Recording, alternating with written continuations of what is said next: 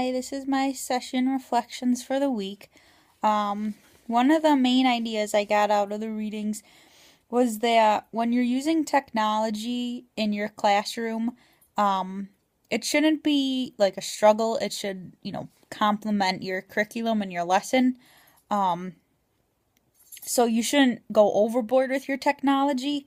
When it starts to be, more complicated and it takes more time for the students to learn how to use the technology before you can actually benefit from using it for your curriculum, then there's not really a point to using it. So just kind of be aware and aware when you're adding technology to your classroom, that it is going to be a logical addition. My second point I got from the reading was that specifically text to reading software.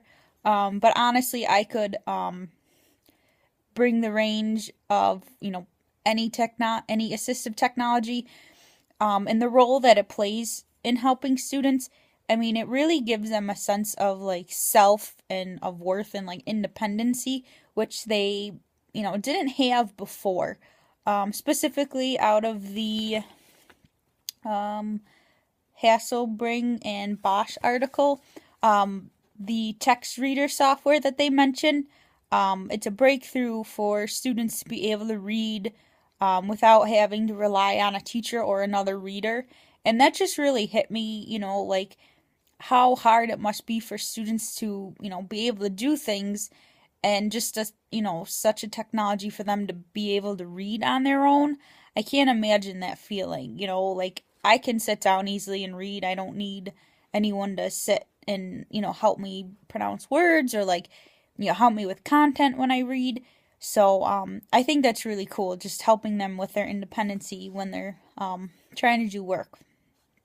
And then my third big point was that when students read, as far as literacy goes, some of them might not have the content knowledge to understand what they're reading. I mean, it's one thing to read, really quickly and pronounce everything right and, stop when there's a period and, pause when there's a comma. But, it doesn't really matter. If they're reading fast, they don't know what they're reading or they can't, build off of that. Like, how is it going to help them? So I think just having a strong background knowledge in the subject that we're discussing is really beneficial to students, specifically in like social studies.